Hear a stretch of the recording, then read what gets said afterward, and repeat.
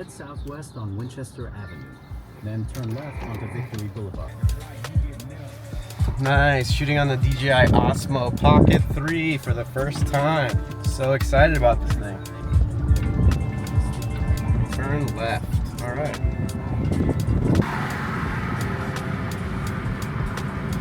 I'm really impressed by this DJI Osmo camera and just how easy it is to use and how small it is. And I don't know what the settings are right now. I don't know if I'm shooting in D-Log or if I'm shooting basic profile or what. I just rented this from my buddy Christian and I'm gonna bring it to a little shoot right now, try it out. But yeah, we'll see. I've never been able to vlog with any sort of a camera and be able to drive in traffic without being distracted by the camera, distracted by the settings, distracted by any of that kind of stuff. And here I'm shooting, holding this thing up. It's literally like less than what my phone weighs. It weighs absolutely nothing, and I'm able to get like some really nice shots. And I feel like it's pretty smooth because of the gimbal.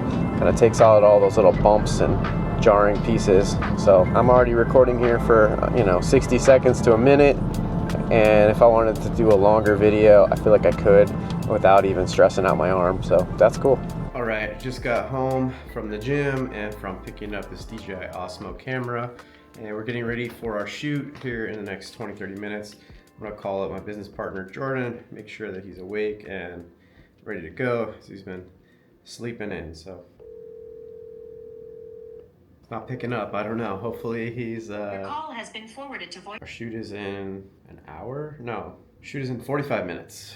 So, I don't know, hopefully he's awake and up and doing stuff. So see, now I'm trying out manual exposure. We're shooting at 24 frames a second with 1/50th shutter, so double your frame rate, and then we're shooting at ISO 200.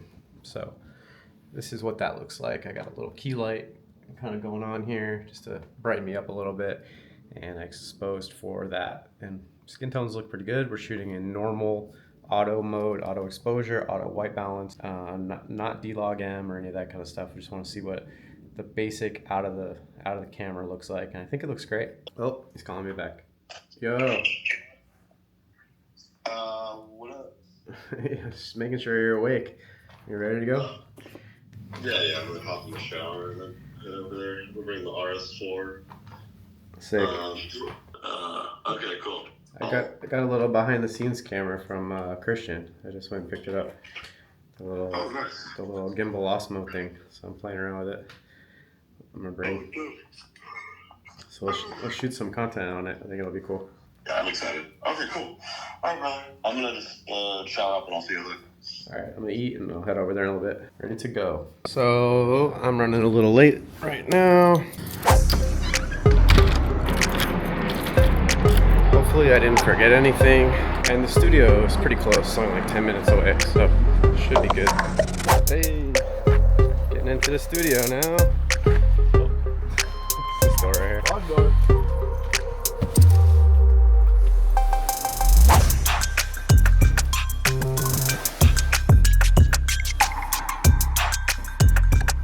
Home sweet home.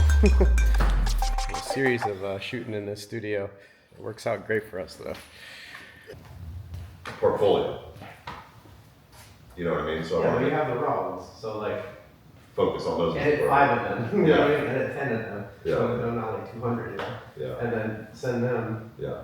50 or whatever it is, Yeah. and the ones you want in your portfolio, you have the raw, Yeah. and however many, but it's not like somebody's rushing you to record JPEG Yeah. and raw at the same Yeah. time. Are we gonna put another set of diffusion on this guy? So what we're doing here is sort of our same sort of setup. We just grab a rolling combo and these off-camera flashes. They're just some Pro Photo strobes. And we run the off-camera flash. We put the trigger on the camera. And it seems to be working pretty good for these portrait sessions.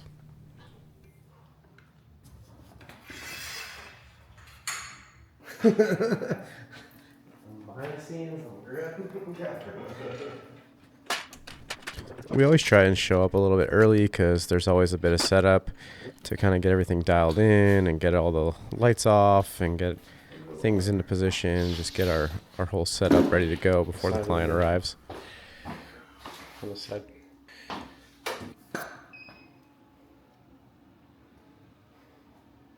Some double diffusion. I can walk in the neg a little more, huh? So what we kind of did here is we decided, rather than going direct with this flash and going through this silk, so we decided to do more of like a booklight sort of situation, just using one of these V-flats, the white side of the V-flat. So it's kind of nice, you don't have to set up a ton of grip to just get like a, you know, nice ultra bounce kind of situation. They kind of stand up on their own, which is kind of nice for photography. It doesn't have to be super heavy duty to get the look that you're going after. So client finally showed up right on time, and we all just, you know, kind of said hi. And I think I followed you on Instagram. Look familiar? Possibly. Yeah. Or you follow us or something like that. Yeah, I definitely do. Look familiar, yeah. Yeah, you get that a lot. So how you guys been? Good, man. Good. We're just pretty much set up more or less. Okay. I got a bunch of quotes and stuff in the other room. And, Yeah. talked to my friend Scott. He's a marketing guy this day, and Yeah. he just I figured I'd throw that to you guys on the camera. That's just what he would have Yeah, sent, and he just sent me that this morning. So there's certainly like things that like he's just noticing about different poses.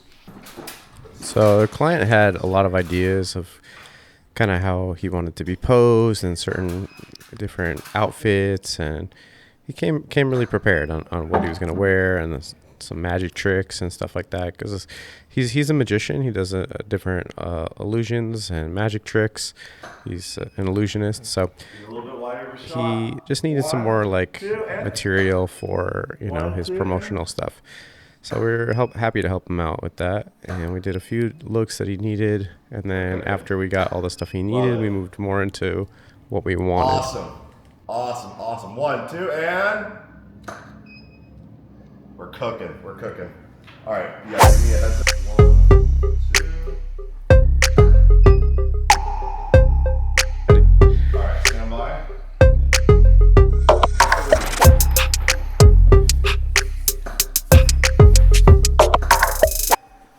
I feel like a lot of his illusions kind of work better as video, but they still made some really cool images.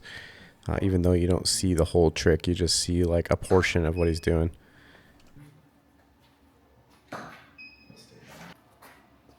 Love it. Let's keep doing it. 1, 2. 1, 2. Yeah.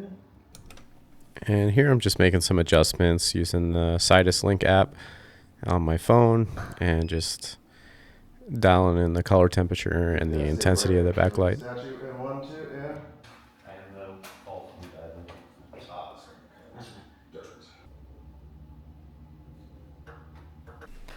So we got a few more shots in this sort of white cyc sort of look, and then we kind of flipped the whole stage and set up for a little bit darker sort of like up close magic, sleight of hand kind of thing. And we put some of the V-flats in the back and made the whole thing dark, and then brought this strobe with the little strip box right over the top of the table, over his little card magic table, and we got some really awesome looks just from that.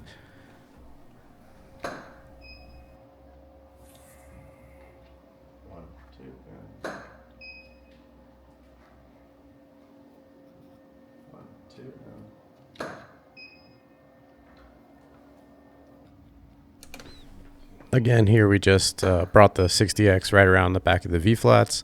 Again, just using it as a little hair light. And that softbox on the baby boom is just kind of our key. We're just filling in. It's also bouncing off the table and kind of filling in under his eyes a bit. And then because we're using flash, Jordan was having some trouble seeing the image. So we brought this other flash just off camera to the left just to fill in a little bit, just so that he could kind of catch focus in between, because the shutter was so high, it was very dark in camera. So that's what that flash off to the left is kind of doing for us. So Lex, our illusionist magician, he had quite a bit of different tricks that he did. Some of them involving fire, and burning ropes and readjoining them and all kinds of stuff like that. Some of the fire tricks were actually really cool. They played really well for video, but for photo it was kind of hard to capture right at the specific moment when the flames would ignite. But we finally stopped that action and kind of slowed down the shutter a little bit to get some of that flame, and it looked really amazing. Let me turn the deck over. So, wait. I want to have it up here that way. So 1, 2, 3. No, there. Ready when you are. Missed it. That's okay. We'll do it again. These flame effects were probably the coolest things that we captured. They really looked awesome.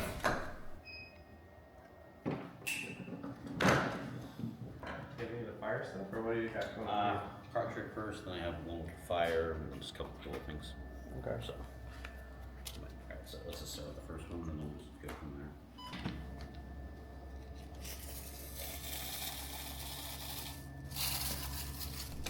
So we switched over from photo to video mode, and we mounted the Fujifilm GFX 100S vertically on the Ronin RS4 Pro.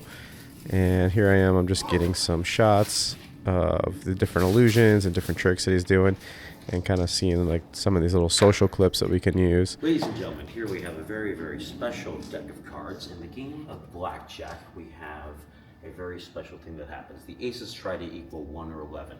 4 aces. This is a good test of the autofocus, just getting it to track on his eye and the face.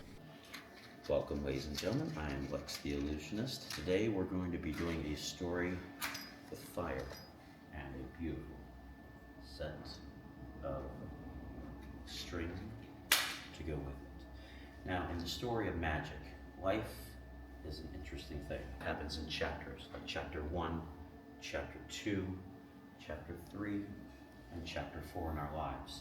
But the most amazing thing. This is actually my first time using the DJI RS4 Pro, and I'm using it in the vertical configuration with the plate, and yeah, getting some really fantastic shots. It's really user-friendly. Nice. So I've really only had this camera for, I don't know, 4 hours, 5 hours. Yeah, so I've been with this camera for about 5 hours, and I'm certainly loving it. I feel like it's super easy to use. I love these mics. I love how the DJI mics just sync really, really well. The dynamic range is great.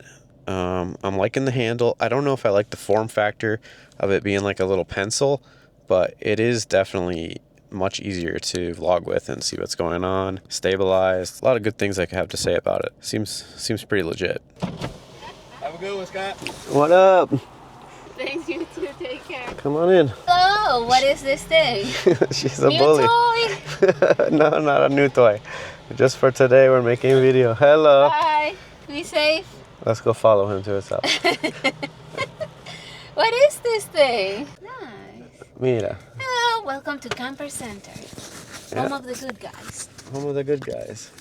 Hello, turn the radio on. It's Friday night. Oh my god. I'm not gonna edit this. Let's see, export this maybe.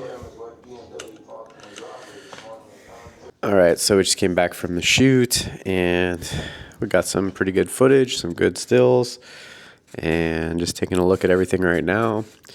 But I'm really enjoying using this Osmo Pocket. Seems like a pretty cool little device for shooting some behind the scenes stuff, and the quality looks pretty good. What do I think of it? What are my thoughts after playing around with it for a day and taking it on that behind the scenes photo shoot that you guys just had a look at? One thing is durability. I don't think that it's super durable. I actually just used it the other day and we had one of them on a stand and the grip moved it and it got knocked over and the gimbal got damaged. So as far as durability, I don't think the DJI Osmo is super durable. If you have it in your pocket, that gimbal, you know, if it falls out of your pocket, might get damaged very, very easily. As far as portability, I think it's really good, very portable. Image quality, I think it compares really, really well to the phone. I think it probably beats the phone a little bit just because of the gimbal and it's so smooth.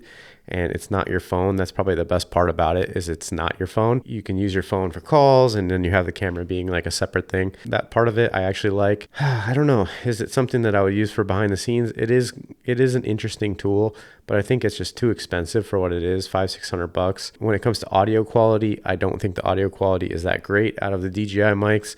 I use them mostly as a backup. It doesn't compare to something like a pod mic or a boom in my experience. For a vlog, I think it's okay if you're out in the field, just kind of run and gun, but it's not my go-to choice for audio, but it is convenient. So overall, I did enjoy using the DJI Osmo Pocket 3. I think it was a really cool tool, and I just don't think that it really fits into my workflow for the kind of stuff that I'm shooting. I think I'm going to go back to shooting on the phone. It's just more convenient, not worth the money in my case. And then if you really do want that, higher step in picture quality, I think probably just shooting on a mirrorless camera is the way to go if you want it to be separate. And then you can always I have some DJI mics I can connect to, or, use some other sort of external microphone to get that higher quality audio. Once again, guys, I'm Scott Stevenson. Thank you guys so much for watching. Feel free to check out some of my past videos, as well as subscribe to see my future ones. Peace.